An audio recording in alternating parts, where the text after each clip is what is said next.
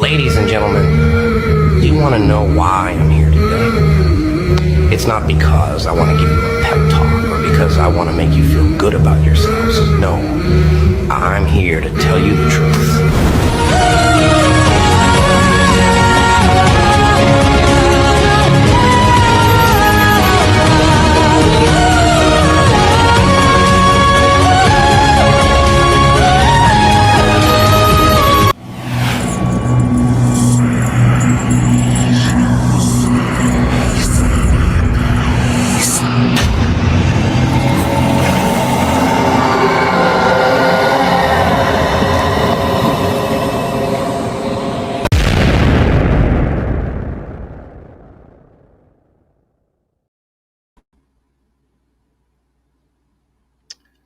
All right. So it took me a minute to get my figured out there. It's Friday the 13th. Welcome to the Devil's Advocates live show on Friday the 13th. Kind of a special moment. Hey, look, I got wings on in my hair. I need to get myself a haircut. How is everybody doing so far? By the way, I'm glad you liked the intro, Ashley. Birdie Bombshells did that intro for me. I was commenting on one of his shows how badass his intro was. And he's like, dude, let me create you an intro. And so he did. And yeah, it's a pretty cool intro. Thank you. Thank you for that. And thank Birdie Bombshells if you know him. If not, go check out Birdie Bombshells and then get the chills on his intro because it's even better than mine. But no, he did a fantastic job. So I appreciate that very much. All right. So let me welcome you to the Friday night show. I tend to go live every Monday, Wednesday, and Friday at the same time, 6 p.m. Pacific Standard Time. I'm also doing lives on Tuesdays and Thursdays at 12 p.m. Pacific Standard Time to let people in other time zones have a shot. And then I just started adding a new time slot. As if I'm not busy enough, I added a new time slot for lives Thursday nights. At 5 p.m. Pacific Standard Time with Pete Alteri, Murder, Metal, Mayhem. We did a live recently. I'm going to talk a little bit about that, and we're going to start doing a regular thing together for at least a couple weeks, see how it goes, see if people enjoy the show on a regular basis. I don't want to wear out my welcome on his show, but we had a good time of it. So let me tell you a little bit about tonight's format. I always do kind of like a little open monologue. I try to have a little structure to my lives.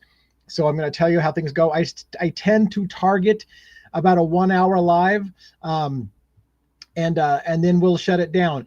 Friday nights are my special after dark party. So I'm already having myself a little drink or two to get ready for the after dark party. The after dark party is going to be on Discord. It's going to be for adults only, streamed on my backstage accounts on YouTube. So you'll be able to check that out if you want to just listen. If you want to participate, you're going to want to get into Discord, into our channel.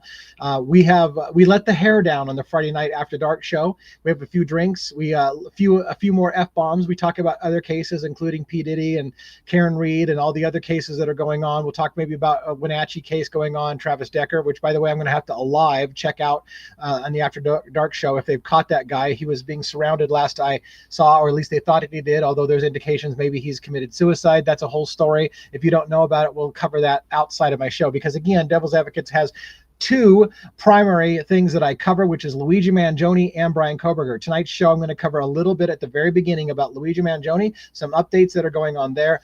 And then I'm going to tell you a few things about Brian Coberger, maybe a little bit more of the Brian Coberger thing than Luigi, because there's not as much going on in the Luigi case at the moment. And then we'll get into open questions and answers, which will take us out to the end of the hour. At the end of this hour, I will shut down the live stream and I will go to my backstage account and I will start broadcasting the After Hours show. I will show you how to join the After Hours show on Discord if you'd like to talk and hang out, have a few drinks. By the way, you should probably get your pre-drinks started right now so that by the time we get to the After Dark party, you're more prepared for that. All right, let's get into a few things. So recently, again, I went on live with Pete Alteri, Murder Metal Mayhem. Hopefully you've seen his account on YouTube. If not, let me see if I can just go ahead and pull that up for you real quick and show it on screen. So I'm going to get Murder Metal Mayhem's account on here and just take a peek at that real quick for you and show it on screen. I think this would be maybe one of the best ways to do it. Add to the stage. There you go. There's Murder Metal Mayhem's website.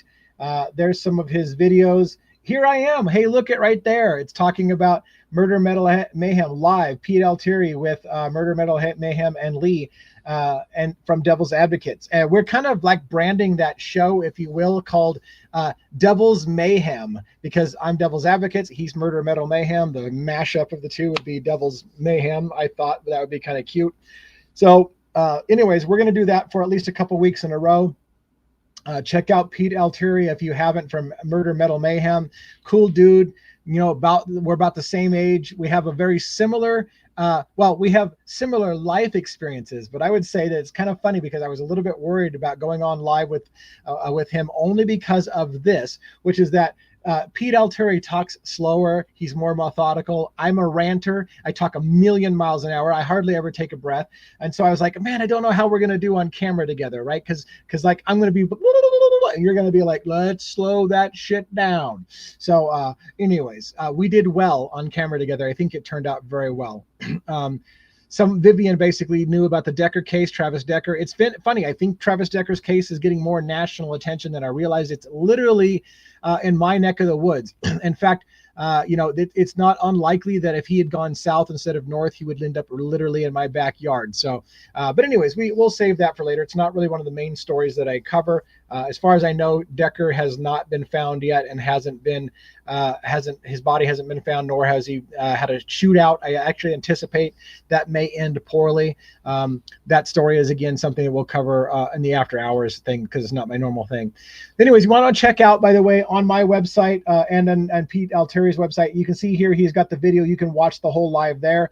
You could also, maybe even better from my perspective, watch that live replay on my channel. If you go to view my channel right here and you go to lives right there across the top, you should be able to see, here we are. That's my broadcast. Of course, I would love for you to watch us together, but even better, I'd love for you to watch us on my channel so I get the views. I'm trying to grow my channel to a bigger and bigger thing. So Pete Alteri and I have co-hosted that event. Hope you'll check that out if you got to miss it. We talked a lot about Brian Coberger, although we also branched into Travis Decker and his story going on in Wenatchee. In that area of the woods. So we're going to talk a little bit about Luigi Mangione. We're going to talk a little bit about Idaho 4, and then we're going to open up for open questions and answers, and I'll give you more information about that After Dark party that we talked about before. So let's talk about Luigi Mangione, for those who are following the Luigi Mangione case. So Luigi Mangione's trial date in the state of New York. And again, so let me cover briefly. Luigi Mangione is accused of being the shooter of Brian Thompson, the murderer of Brian Thompson in New York City at an investor conference on December 4th, 2024. He's the primary suspect. He's on trial in 3 different court jurisdictions. He's in the Commonwealth of Pennsylvania, where they arrested him on gun charges and presenting a false identification to police officers. Then he was extradited to New York for the murder of Brian Thompson. He's wanted by the state of New York and the federal government, United States versus Luigi Mangione in the Southern District of New York. So he's facing 3 different court systems. Right now, they're battling over who's going to go first. The original plan was that the state of New York would go first, then the federal government, and then sometime later on the lesser charges of everything, the Commonwealth of Pennsylvania. There's a lot of court documents going on, but there was the next official court date in the Luigi Mangione case was June 26th, in which he was to appear in the state court. That date has been canceled or rescheduled, depending on how you want to word it. And it's been rescheduled or canceled. And the next court date now is September 16th, I believe it is, 16th. If you go to Luigi Mangione's website, This is LuigiMangioniInfo.com. This is a website that's maintained by his attorneys. And so he's got the next court appearance as September 16th, 9 a.m. That's the people of Mangione in the state of New York. If you want to know a little bit about the case of Luigi Mangione and why you should pay attention, I realize also, like a lot of people on, even Pete Alteri, for example, basically said, screw that guy. I want nothing to do with that guy. Like, you know, he murdered Brian Thompson. If you want to understand why I cover the case, I would be happy to share that with you. I've done several videos. Recently, I've done a video on Luigi Mangione about the 27 things he's thankful for. He wrote a letter talking about the 27 things that he's thankful for on his 27th birthday. We broke that document down on a live. You can watch the replay of that again on my channel, Devil's Advocates. I think it's one of these. Handwriting Analysis and Rumors. That was from something else. So I think it's probably this one right here, the Devil's Advocates Live. That probably is the one where I was talking about Luigi Mangione and his 27 things that he was thankful for. I also put out the last episode last week of my Luigi Mangione's bookshelf, where we finished reading. And if you go to my playlist, and by the way, I think I've gotten a little sloppy on my last thing, so this may be a little outdated. But if you look here on my channel, I've got the Idaho 4 Coberger book series and Luigi Mangione bookshelf. So right here, well, we don't need to play that audio.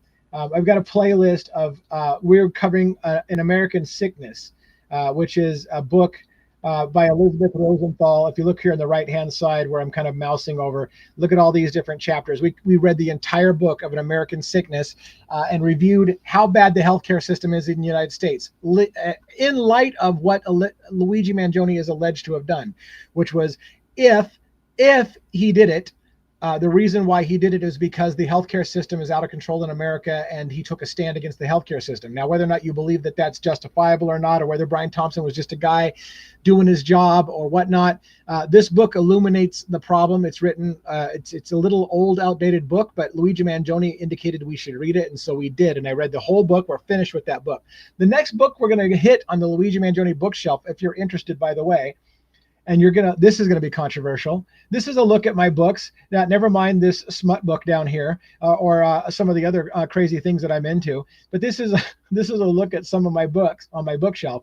We're reviewing When the Night Comes Falling by Howard Bloom, and I'm doing chapter by chapter analysis and opinions of that. I'm not thinking that Howard Bloom's an authority. But the next book that we're covering on the next series that's coming out soon, next week, you're gonna see the first chapter of An Industrial Society and Its Future. This is Ted Kaczynski's so-called manifesto.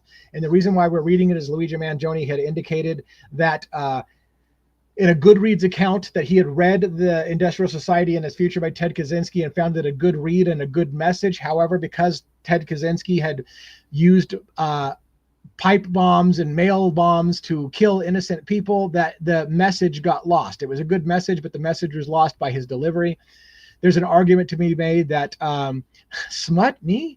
Anyways, there's a message to be sent that Luigi Mangione may have wanted to send a message of his own, but that he didn't agree with how Ted Kaczynski delivered the message by killing innocent people. So we're going to read The Industrial Society and Its Future. I invite you to read along if you're interested in understanding Luigi Mangione more, because allegedly, and it's pretty good possibility, that Luigi Mangione did indeed review The Industrial Society and Its Future. We're going to read it chapter by chapter because Luigi Mangione said it was a good book. So if you want to understand the mind of Luigi Mangione and why he may have done or not done the things that he claims to have, or they claim to have done, keep in mind, by the way, that Luigi Mangione has the presumption of innocence until proven guilty. I see the Lorax popping up a lot. I'm wondering why the Lorax is popping up a lot. I know Luigi Mangione has commented on the Lorax. I've commented on the Lorax, but I'm curious why the Lorax keeps popping up on my screen. Maybe you'll have to clarify that question. But anyways, yeah, Luigi Mangione seems to have some depth to him as far as his reading and understanding, and people have mentioned that he's into certain writers and the stories behind this. So that's a whole other ball of wax. All right, so there you go for that. We talked about Luigi Mangione's postponement. I need the Lorax on my bookshelf. Yeah, I don't know if that would be a terribly interesting read, Ruby, but yeah, thank you for suggesting it. That's a great one. Thank you for suggesting it. Maybe we'll read the Lorax. I don't think it's all that long either. So we could do that. I've been mostly focusing on nonfiction for the book review. So, but I'll take that under advisement. So let's talk about now what I got next. Idaho 4. So we're mostly, I think we can move on with Luigi for the moment. Now keep in mind, this is open questions and answers night. I'm watching your comments on here, by the way. So if you have a comment and you want a question, I might pin it and let everybody see. So if you're a stage fright, don't put shit in the comments. Now go ahead and put it in the comments. Tell me if you got stage fright, and I won't put it up on the stage. But the point being is, I might put you up on the stage and highlight your comment and talk about it. Let's talk a little bit about Idaho 4. That's the big thing for me. I posted a couple new videos on Idaho 4 today. One of which is another 2 chapters, chapter 24 and 25 of When the Night Comes Falling by Howard Bloom. And it's ironic because as I was posting that chapter, there was a section in there that caught my attention where Payne was talking about, Corporal Payne from the Moscow Police Department was talking about Brian Kohberger allegedly returning to the scene of the crime around 9 o'clock in the morning after the murders. So I thought that was super interesting. And then all of a sudden, one of my viewers pointed out a question that, like, oh my God, how did I miss that $1 million question? I'm going to talk about the $1 million question. And I posted a video on it. Here it is. I want to show you a preview of my channel. Let's go back to my channel right here. And if I go to my, let's go to view my playlist, or view my channel, right here, the daylight footage, missing daylight footage. Where is BK returning to the murder scene? So in the book, as I was doing my review, I talked about a chapter where the police were convinced that that Brian Coberger had returned to the scene of the crime at 9 a.m. the day of the murders. And that was another one of those things that they're putting it out there in the public, and the public hears about it all the time. And so I was like, somebody said, well, if that's the case, why don't we have the video footage? Oh my God, what a great question. What a great question from one of my viewers. Why don't we have the daylight video footage of Brian Kohberger returning to the scene of the crime the next morning? I mean, for F's sake. We've got video footage of him supposedly surrounding the neighborhood, doing multiple passes of the neighborhood, arriving for the killings. And then we're missing some critical pieces of information. The prosecution has stated they got Brian Kohberger on camera fleeing the scene at a high rate of speed at 4:20 a.m. in the morning. It is apparent to me that video was not made public until the Dateline NBC episode, A Terrible Night on King Road, which just recently came out. We're going to talk about that a little bit right now as well. On the Terrible Night on King Road, they stated, and so I feel like it's true. Now, whether or not you internet sleuths have already uncovered this a long time ago and I'm behind the scene, that's possible. I actually feel embarrassed because I'm like, man, am I going to look like an idiot that I'm the only one in America who doesn't know this footage is out there? But I was thinking to myself, wait a minute. Have I seen the video footage of Brian Kohberger allegedly fleeing the scene at 4:20 in the morning? No, I don't think that I have. And in fact, according to what my research shows, that has never been made publicly available until Dateline NBC's special, A Terrible Night on King Road, in which they showed the video footage of the white Elantra speeding away from the crime scene at 4:20 in the morning. And they even say on the video, this is never seen before footage. That footage was crystal clear. I mean, yes, the headlights on the vehicle totally wash out the front of the vehicle, so you can't see a license plate. You can't see if it has a license plate or not. If you follow this case, you know exactly why that's important, right? And don't forget, Keith Morrison, that freaking, indeed, indicated, and he almost hit someone. Oh my, I mean, Vivian, my blood pressure is too high because of that shit. I don't forget, he almost hit someone. Indeed. All right. I can't stand Keith Morrison. Anyways, one of the things that drives me nuts is I did a long form video today to show you that video footage that I believe was the first time publicly available that we've seen the car speeding away at 4:20 in the morning. And I wanted to show it to you, except for NBC Dateline has completely blocked that video such that I can watch it on my DirecTV, for example, and whatnot. But if I try to stream that through YouTube or TikTok, or not TikTok, YouTube or OBS Studio or StreamYard or any of the tools that I use, they've got a DRM, a digital rights management suppression on it, so that it just black screens on me. They will not let me show the video footage. So even though technically in America, we should be able to have fair use, I can comment on somebody else's work. NBC wants to tell you, please watch our show. Watch it now. Watch this hit piece on Brian Kohberger. But for F's sake, don't show clips of our episode, because we'll frickin' digital rights management your ass all day long. Now, as an IT guy, I could probably find a way around and show you that video, but I was reminded as I was doing my research that if I have to spend time getting around their digital rights management protection, I open myself up for a can of worms. So I'm just not going to go there. So unfortunately, I can't show it to you. But I did a long form video about that video. And here's the big kicker that I wanted to point out. Here's the big kicker. So, and I'm not going to show it here. I guess you got to watch my long form video. I recommend you watch that video right there on the latest one I put out. Daylight footage, killer returned to the scene of the crime. Let me show you here. This is from When the Night Comes Falling. And I think it's this paragraph. It actually might be the next. Boy, I should have prepared this better. Give me 1 second. I'm going to find it. Yeah, here it is. Here it is. This paragraph is the key paragraph. Basically, Payne with an FBI agent were stitching together the story, and they realized that according to the cell phone records, Brian Kohberger at 9 a.m. that Sunday morning, Kohberger's phone left Pullman, headed back to Moscow, Idaho, and then for 9 long minutes, an interlude heavy with mystery, the phone was, quote, pinging like crazy off the cell tower that serviced the King Road house. For many of the cops on the task force, the explanation was clear.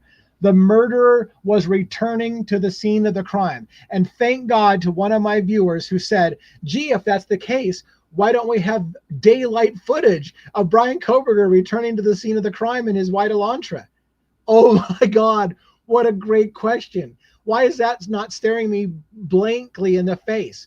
What I have proved, and it's convoluted, and I'll try to explain it to you, but I recommend you just watch my 16-minute video. It's not all that long. Is that the prosecution has presented the footage from Linda Lane of the white Elantra circling the neighborhood up to 4:07 a.m., not past that. That's all they've shown. That's all that's ever been widely circulated, is up to 4:07 in the morning when they say the white Elantra showed up. Then they stated in the court documents that the vehicle is observed leaving the scene at 4:20 in the morning.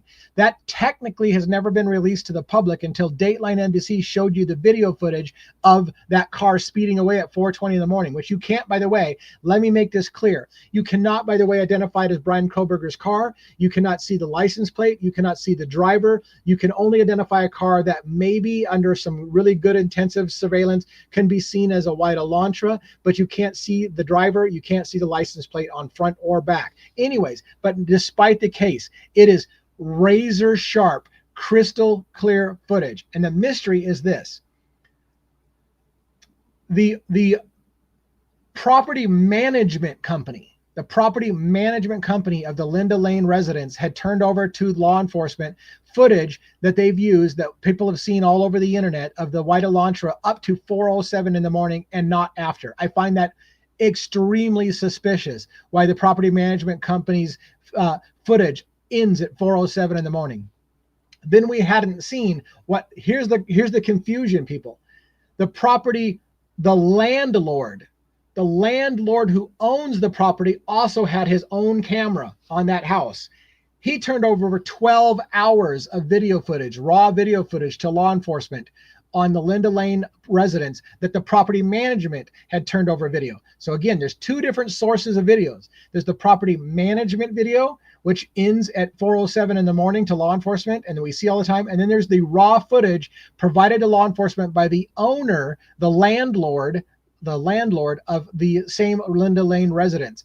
That landlord's video, and I show it in documents on the mainstream media news, Fox News, that video footage contained 12 hours of footage that was from like 2 o'clock in the morning, or even before 2 o'clock in the morning, through noon the next day. the day of the murders, through noon, which means, looking at this screen right here from the book, if Brian Kohberger left at 9 o'clock in the morning and went back to the murder scene, guess what we should have? Crystal clear, razor sharp, no night image, no bullshit, white, bright daylight image of that freaking car. And I bet you we can see the driver, and I bet you we can see everything about it. So if you're going to continue to say, mainstream media, Brian Kohberger returned to the scene of the crime like a creeper looking at his own crime scene, why haven't we seen the daylight footage? Because we know the camera exists. We know the footage has been submitted to law enforcement of 12 hours through noon that day. So if Brian Kohberger returned in the morning, why have we not seen the daylight footage?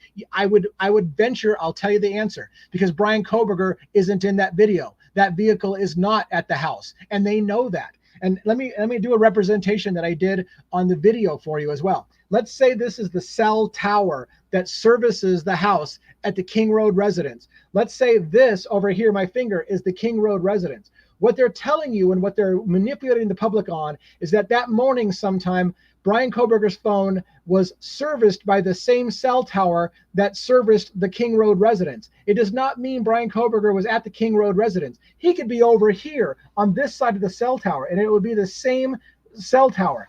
That cell tower has an enormous range. Saying that he pinged off the tower that services the 1122 King Road residence leads people who don't think critically to say, oh my God, Brian Kohberger went right back to the crime scene. No, he pinged off, they're saying he pinged off the cell tower that services the King Road residence. He could have been completely over here. And in fact, that's exactly what the defense is arguing. They brought in experts. They've said, look, you're misleading the public. You're trying to play word games by saying that he pinged off the tower of the residence that services the residence, and that doesn't put him anywhere near the house.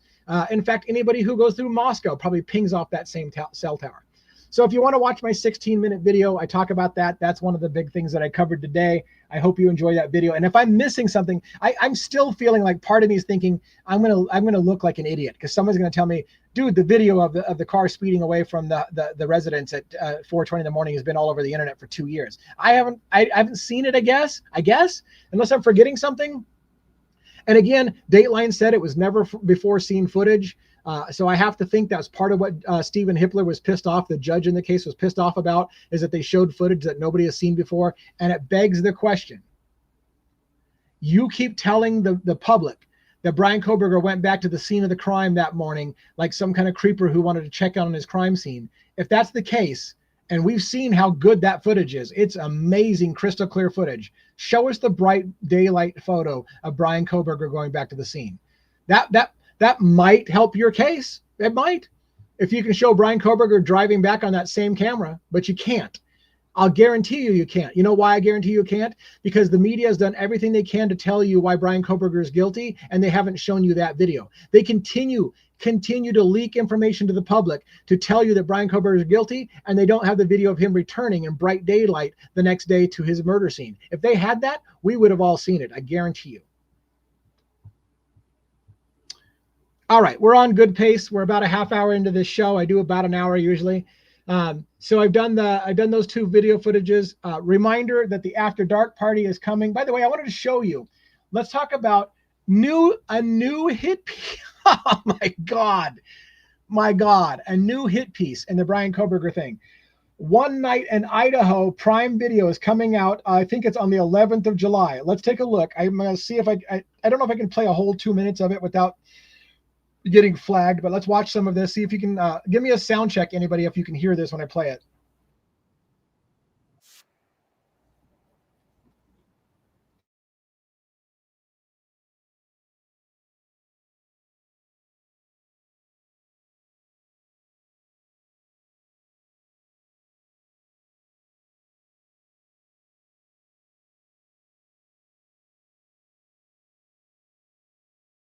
Now I'm pausing for the use of Rhonda says she could not hear the audio. Could you not hear the audio on my, oh, you know what? You couldn't hear the audio. Yes, thank you. I just realized you couldn't hear the audio. Let me fix that for you again.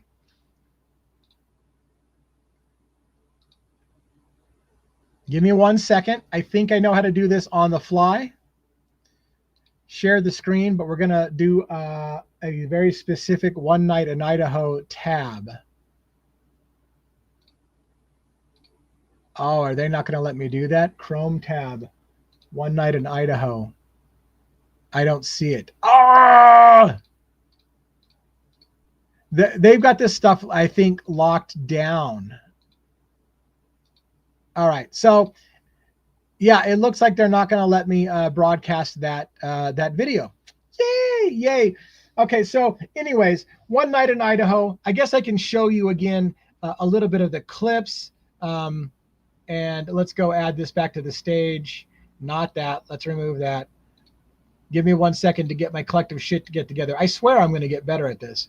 All right. Let's do this. And let's do this. All right. So if you play this video, which you can't hear the sound, well, actually, you probably can hear it through my microphone.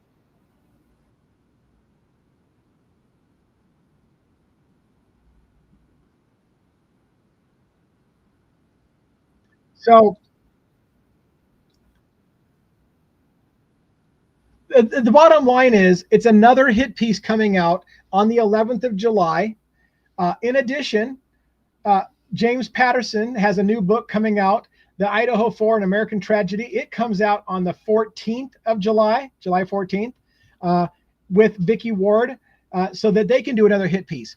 The new piece on Amazon Prime is going to include new people talking about how Brian Coberger is guilty. So here come all of the, I mean, it seems shameful, people, shameful that we are able to continue to have hit piece after hit piece come out about Brian Coberger right before jury selection. Let me remind you, jury selection in the case against Brian Coberger is set to begin on July 30th. The One Night in Idaho hit piece by Prime Video, that's set to come out on the 11th, just a couple weeks before jury selection. James Patterson's book, The Idaho 4, An American Tragedy, set to come out on the 14th, just a couple of weeks before jury selection. Already, the Dateline NBC piece has caused Stephen Hippler to have a near coronary. As he said, you guys are costing me a ton of money. The state of Idaho is going to get cost a ton of money. We're not going to be able to give a fair trial to Luigi Mangione because people keep leaking information to the public, but they're not going to stop it. So, and I want to defend myself for a moment in this. I want to defend myself. I'm finishing Howard Bloom's When the Night Comes Falling. I do not believe that Howard Bloom is an authority in this case, so don't get that twisted. But I am finishing that book review, and I'm being critical of his book review. I'm also going to read. I've already purchased. I know that sounds like, why would you lend money to this? Because it's my job to inform you about all the hit pieces and correct the bullshit. That's what I view as my job nowadays. So Idaho 4, An American Tragedy, I have pre-purchased that book. I'm going to get that book when it releases. Now, I hope to God, in some ways, I really hope that Hippler somehow is able to put a stop on the publication of the book and stop the madness, but I doubt it. So we probably are going to see Amazon Prime's hit piece come out. We're probably going to see James Patterson's piece come out, and I'm going to watch those videos, and I'm going to do a full breakdown on my channel. I'm going to read this book chapter by chapter, just like I'm reading Howard Bloom's book. I'm trying to rush Howard Bloom's book now so we can get it done on time. So I know what the deadline is. It's, July 14th, right? So I have till July 14th to make sure that I'm done with Howard Bloom's book so that we can get to when the Idaho 4 American Tragedy and start reading that hit piece, which I presume, by the way, for those who are paying attention, that Vicky Ward probably wrote it and James Patterson's lending his voice to it. By the way, Leilani says they just won't quit with these hit pieces. That's true. I agree. I was going to point out, by the way, that one of the things that I try to provide is some of you, and I get it, some of you say, I'm not going to spend my money on these hit pieces. I'm not going to give them credit by watching their shows. I'm not going to give them credit by reading their books. And I totally respect that. For my own benefit, I will say, watch my channel. I'll pay for it one time so that 50 or 100 of you can watch my take on it, and I can tell you what it was said, and you don't have to give them the money. If you've watched my channel long enough, you will know that if they make a good point, I will tell you the good point. I don't bury people's good points, and I don't have a dog in this fight. If Brian Kohberger is guilty, I will tell you, hey, I've changed my mind on it, and here's what made me change my mind. You will know. I'm always honest with the view. So if you don't want to give them money, and if you don't want to support that, you can watch my review of it, and I'll break it down for you in detail. All right. I think we're mostly through the notes. I think we're mostly now into questions and answers. I want to bring up a little bit for those to give you a little head start. This is about the After Dark party. So if you're interested in that After Dark party, it looks like I can't blow that up any bigger than that anyways with Notepad. This is the address. If you want to queue that up on a web browser, Discord, that'll get you into the channel. It's called After Dark. It's going to be for 18 and older. It's an adult kind of thing. We get a little bit loosey-goosey with the language. And so you're invited to get into that right now. Also, I have a backstage account, Devil's Advocates Backstage on YouTube. Let's see if I can actually go there for you. If I go up here and go switch my account to the Devil's Advocates Backstage account, there you go, and view the channel. There's my Devil's Advocates Backstage account. You can see a lot of times it's just me recording stuff in my car about myself and about how I formed the channel and all those with that. It's really kind of an informal thing, but there's a live section. And right here you can see there is the announcement for Friday the 13th at 7 p.m. Devil's Advocates Backstage After Dark Party if you would like to participate in that. All right. Questions and answers on either Luigi Mangione or Brian Coberger. Let's go. I will monitor the chat, see if there's anything that you guys want to talk about. I'm pretty open. When we've exhausted that, I will then close this stream down, refresh my drink, and jump over and get loaded up on Discord and get streaming live at 7 o'clock promptly, which is in about 24 minutes. We'll get that fired up. Any questions or comments from the Peanut Gallery and the Devil's Advocates thing that people want to comment about? All by myself. Anyone? Class? It's so quiet. Are we going to wrap up that early? Throw me a question. Throw me something out there. It feels like my stream just died. I mean, I see that there's people watching, but there hasn't been a comment in the chat for forever. And by forever, I mean 2 minutes. That feels like a forever. No questions? Are we going to wrap up that early? And since we're not getting questions on Luigi and Brian Kohberger, feel free to fire a question about some other case. We could maybe riff on that, but that's more for the after show. I just want to make sure we got, it looks like we do, like I say, I got to make sure that we didn't completely get killed on our feed. A second sealed document was uploaded today on Luigi Mangione federal trial. Thoughts? Document was uploaded on Luigi Mangione's federal trial. Where was it uploaded? So let's go to Luigi Mangione's website. I'm going to refresh this. Now, this isn't probably the best place to go. The last update right here was a motion filed on 6/3. I think we've covered that in detail. So that's the last thing I see there. So I don't see any new statements down here. So maybe if you could clarify for me, Michelle, where you have seen the new uploaded document on the Luigi Mangione federal. Yeah, so if you've got a link or where you've seen it, let me know. I tend to try to make sure those are vetted before I talk too much about them. So I don't know if I'll go live with that. So I don't have thoughts because I haven't seen it. Can you check Pacer? I think I have an account on Pacer, yes. I haven't checked Pacer for a long time because once Karen Ignifilo started kind of updating the site, I haven't used Pacer much. I don't even know if I have my login to go there to Pacer. And if I did, I'd be showing everybody live what my login is. And so I'm going to hold up on going live with Pacer, but I think I do have a Pacer account. So if that's where it's at, I can take a look. Luz Theron says, I just watched your latest video on the Dateline cams. Did you confuse the cams as 1112 balcony cam shows the car at 420? I'm not sure. So it is possible that is the 1112 balcony cam. They did talk about an audio from a cam, which I think was the ring cam, possibly at the 1112. I believe when I was doing my video search that was the camera that was counted as the Linda Lane footage, but it may not have been. So maybe you're right. Maybe I did get that confused. So that's a good question. I told you I was going to look like an idiot if I got it wrong. It's the federal case. There's a link on the website. Okay, so Pacer does have information. I said I wasn't going to do this. I can't remember the website for Pacer. I haven't been to Pacer for so long. I don't even remember. Oh, it's probably in this. Hold on. Let's see here. Pacer. Pacer.gov.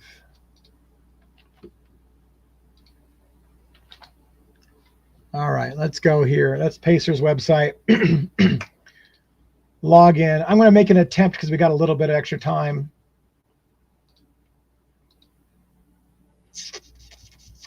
And do I remember my username and password? Hold on a second. I'm going to pull it off screen.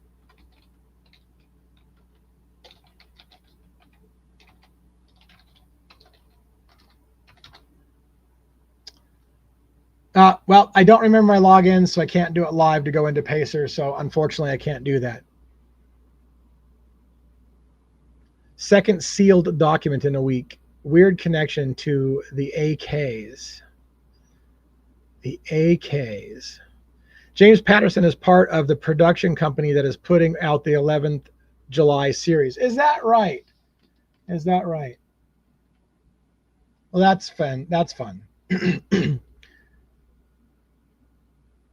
Try the general link to the Fed case from Luigi's site. Okay, I'll try that. There's Luigi's site. Here's the Fed case.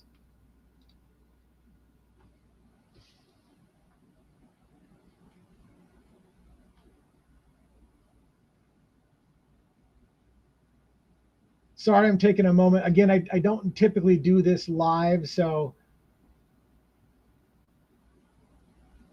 I don't see it.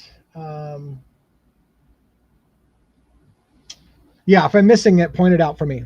That's the state case. Did I click on the state case? Yes, I did. Federal case. Sorry about that. Thank you. There it is. Sealed complaint as to Nicholas Mangione. Main document. Download as a PDF. Well, again, doing this live, I don't know that I can do that live.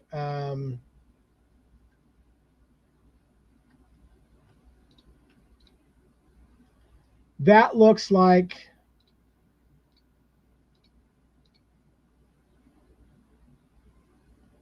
oh yeah. I'll need to take a look at that when I'm not live on because I don't know. That's December 18th.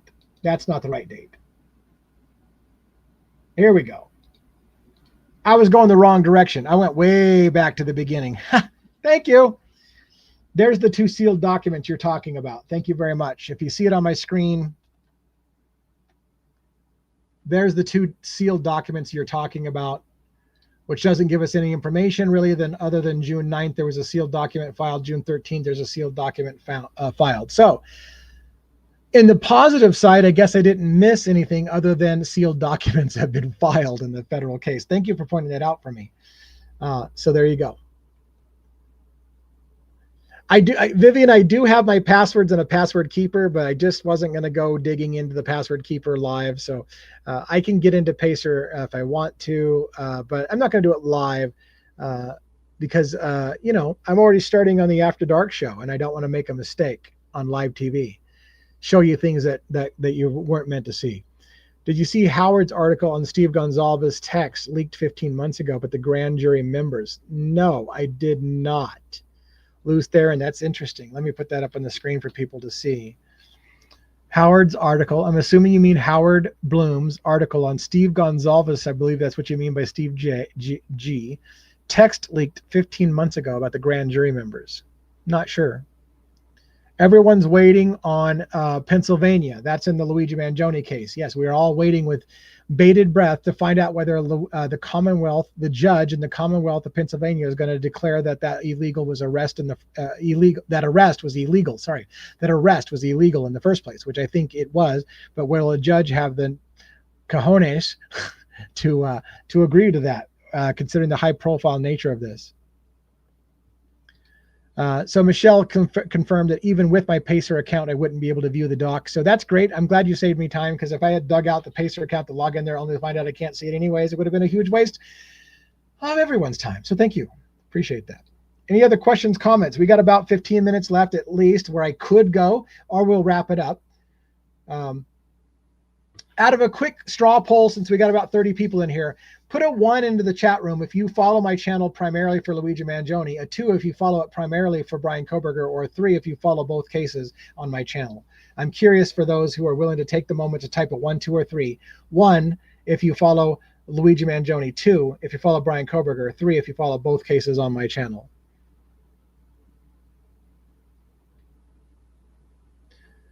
Got a Luigi only, a Coberger only, a both cases, a Coberger only, a Coberger only, a Luigi only. That's like split right down the middle. A Coberger only, a both cases, a both cases, a both cases, and a Luigi only. Like right there. I mean, I may have done some quick math, but I would say we're 50-50. Some of you are only here for Luigi, some of you are only here for Brian Coberger, and some of you are here for both, and it's about right down the middle. So I guess that's good, doing a format where we kind of cover things both down the middle. Did you hear that Brian, BF, did you hear BF, Bethany Funk has been subpoenaed to come back before the trial? I did not hear that. It's funny how quiet Bethany Funk has been, how all talk about Bethany Funk has been quiet. So thank you, Haiti Montaro. So I have not heard Bethany Funk, I'm assuming that's what you mean by BF, has been subpoenaed to come back for the trial. That would make sense, I suppose. She was in the house. She has things to talk about. So, and I would imagine it's possible even the defense wants her subpoenaed back in to clarify some things. LB, I caught you by accident from BK and now follow LM because of that show. That is so cool, LB. I love that. I've had some people who tell me that they were not interested at all in one or the other case until they saw me talking about it, and then they got interested. I would say that's the biggest compliment that I can have as a content creator, is that you're like, I don't really give a shit about that other story. Okay, now you've got me intrigued. I'm watching that story. So that's super awesome. Can she, she's fighting it.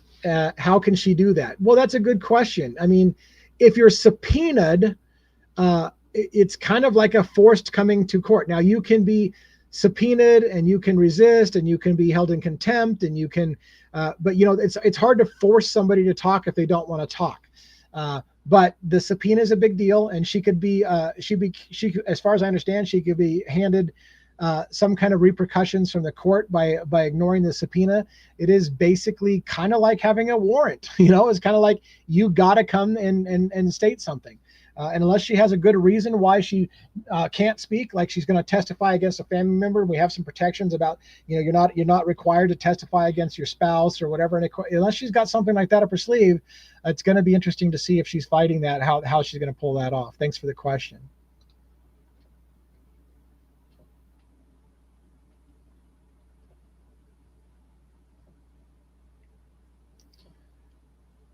Yeah, it could be. So somebody said they think the issue is that she's no longer in Idaho. So Cheryl, to your point, let's say Bethany Funk is living in Florida, right? And she's like, I can't afford to go back to Idaho. So if you want to pay for my plane ticket to go back to Idaho, I might come to court, but I'm not getting back there on my own. So I'm not coming. And furthermore, she could argue, hey, look, I've got a job and my job is not going to allow me to have 2 weeks off to come to your court thing. I've got nothing to add to this case. I don't want to come. And even if you paid me, I can't take the time off of work. So there's those kind of arguments that could be made as well.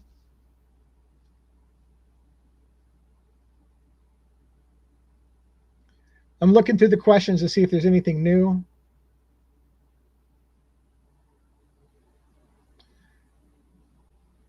As far as the Diddy trial, I haven't seen anything. I know that stuff's still going on in the Diddy trial, and I unfortunately haven't been paying attention to it like I should, because I was super interested in the Diddy trial when it first came out, and then I dropped it because it just didn't fit my content, my theme, my channel of the presumption of innocence. I just couldn't get behind presuming that P. Diddy is innocent. And so for me, I just couldn't go there. I can actually give, I'm more interested. The P. Diddy case more interests me on the number of people in Hollywood that covered up for what happened for years, for decades. Even though BK's alternate suspect hearing is closed. Okay, so here we go. Even though the BK alternative suspect hearing is closed, do you think that we will ever hear something before the trial of the outcome? Gosh, I mean, I would give my right testicle to find out who the alternative suspect or suspects are, and the theory that the defense has that it was more than one person, because I believe that it probably was more than one person, and I don't believe that Brian Kohberger has the real motive. And so I've got two individuals at the very, very top of my mind for alternative suspects, maybe a third, and I would tear off my right arm to find out who it is. But to answer your question, do I think that we're going to hear before trial? No, I don't. I believe that'll be sealed till trial itself, and it'll only come out in trial. That's my guess, but it's just a guess. Oops, I was trying to unmute your comment and muted somebody's LOL. Welcome, Nicole, again. Welcome, Nicole Sears. You're a regular. Thank you so much for checking in from Florida. Appreciate that. The cover-up for Duffy is discussing. We never know who all is involved in it. Duffy. I'm trying to remember Duffy. What will Rex Heuermann case? What about the Rex Heuermann case, and will you cover it? I don't know. I might cover it. That documentary, Gone Girls, that I just watched on Netflix was freaking phenomenal in the sense that, wow, the police corruption, and that's right up my alley. Police corruption, being critical of law enforcement and the judicial system, right up my alley. So yeah, thank you for asking, Leilani. Rex Heuermann's case in the Gone Girls, the Gilgo Beach, the Gilgo 4 murders, it is pretty much in my wheelhouse. So very, very likely. I can't remember when that trial starts. Do you remember the trial date when the Rex Heuermann's case starts? I do have a video. I've done a video, by the way, breaking down on my website. In fact, I think if we switch accounts again, switch account back to Devil's Advocates. And is this searching? That doesn't search my account, does it? Somewhere on here, search Gone Girls. Maybe it's because I wasn't in there. So Gone Girls. I've done videos on Gone Girls. So it's there somewhere. Search across my channel. Let's try it one more time. Gone Girls. There you go. Gone Girls Netflix documentary. I did a episode giving my thoughts about episode 2 and 3, or 1 and 2. So I've done a little bit about it. I'm already kind of interested. I may go on it. Rhonda said I was on the wrong account. I'm pretty sure I'm on the right account. Okay, so what else do we got here? Yeah, autocorrect can get me in trouble. I'm just waiting for autocorrect to be like, what do you mean midget squirrels with diapers comes up when you type in MIG? I don't know. The point being is that you never know. Autocorrect is going to get me in trouble one of these days. I almost guarantee you. So let's see. Have you seen the video of the woman getting arrested who says that she was the DoorDash driver in the Moscow case? I have not. Do you have that video? I don't know if we would watch it live, but so cool. Send me that video, Just Amber. I would love to look at it. Love to look at that. I heard a new interest in the DoorDash driver. I didn't know what it was, so I would love to see that.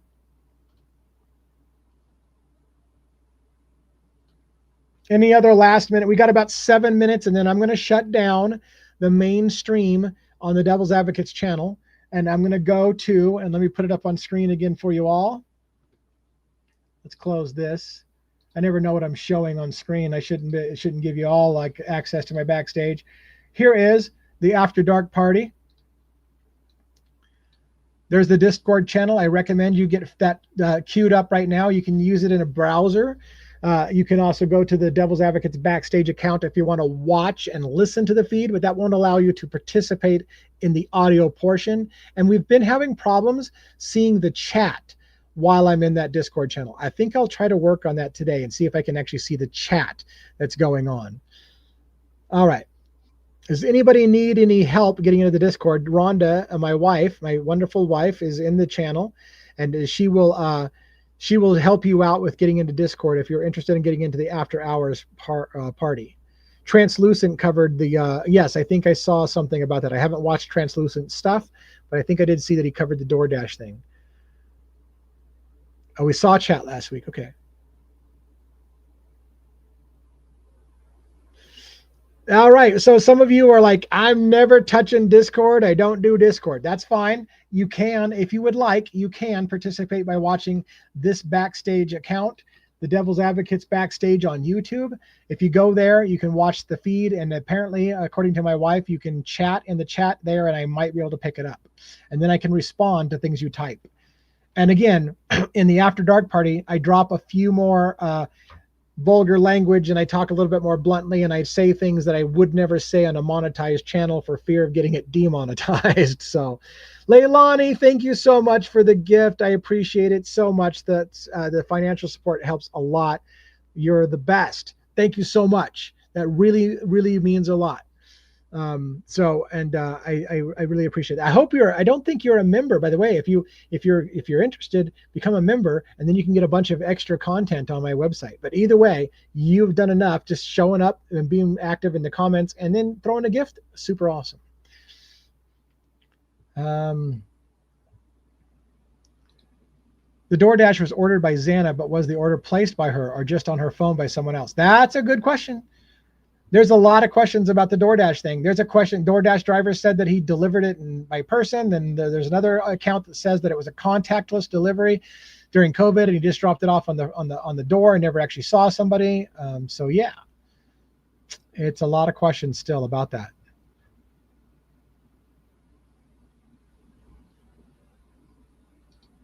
Oops. Jay Embry has a video about it and a link to it. Yeah, I will check out Jay Embry's stuff. I try to catch up on Jay Embry from time to time. He's a prolific guy. Harsh Reality is a prolific guy. I try to keep up on their channels, but they put out videos, multiple videos a day, it seems like. And then I've got a full-time job in this myself. So keeping up on all those guys is a little challenging, but I will try to see Jay Embry's video on that. I got about 2 or 3 minutes. Any last minute? Slide something in, 2 or 3 minutes. Otherwise, get queued up for the After Dark party. And if you're not coming to the After Dark party, then I thank you for showing up. I thank you for participating. I thank you for following the channel. And if you aren't following the channel, for God's sake, go follow the channel at the main channel, which I don't even have typed in here. But the main channel, let's show that on the screen. Oh my gosh, what have I done here? Let's go here. Wait a minute. If you're on my live, you know the main channel. Why do I have to show you the main channel? You're on my live. Never mind. That was asinine. If you're here watching the live, you know the main channel. Like, subscribe, follow, notification bell, all those things that you hear every freaking content provider say or content creator say. There's a reason why we say it. It is super important for the health of the channel. We're building a thing. We're hoping to get a bigger and bigger channel so that we can get more energy behind this and get more eyes on the thing. And the more people that contribute, the more better ideas come out. And then I can deliver those cool ideas. So it's all in our best interest to grow this channel. So help me grow this channel, and that would be fantastic. Okay, my last potential sign off. I think this is about it, people. People are kind of signing out, winding down. Thank you all for coming tonight, Friday the 13th. Enjoy your Friday the 13th. Some of you probably have real bars to go to instead of hanging out virtually with me. I get it. But I'm going to make myself available for you so that you can hang out with me if you're interested. Oh, really shocking. Trailer Park Connection, Bill Thompson. Yeah, so that's it. That's it, people. Have a great evening. Have a great Friday the 13th. Have a good weekend. I got lots coming up. Real quick, as a preview for next week, Birdie Bombshells and I are going live, I believe, again at, is it 5:30 his time? I go live with him at 5:30. I think he starts at 5 my time, but I go on with him at 5:30. So Monday, Wednesday, and Friday at 6 p.m. Pacific Standard Time is my normal live time. I don't know if I'm going to be covering Luigi or if I'm going to be covering Coberger. It really depends on what the news is for the day. Tuesdays and Thursdays is a noon episode of the live so that those people who can't make the evening show can make those extra time slots at Tuesdays and Thursdays. In addition, I've got Murder Metal Mayhem with Pete Alteri on Thursday night. God, my schedule's getting huge. At 5 p.m. Pacific Standard Time, Murder Metal Mayhem. And then is on top of that, Tuesday, I plan on putting another episode out of the Idaho 4 book review series with Howard Bloom. Thursday, another episode of the Luigi Mangione's Bookshelf, which is now starting chapter 1. I've already done an intro video. That'll be published coming up here soon about the Ted Kaczynski Manifesto. Lots and lots and lots of stuff going on. I got a full-time job with this show. For that, Ange, is it Ange? I'm going to have a drink for you. I'm going to have a drink for you. In fact, I'm working on that drink right now. So check you guys out later. Thanks for coming tonight. Have a good evening and a good rest of your weekend.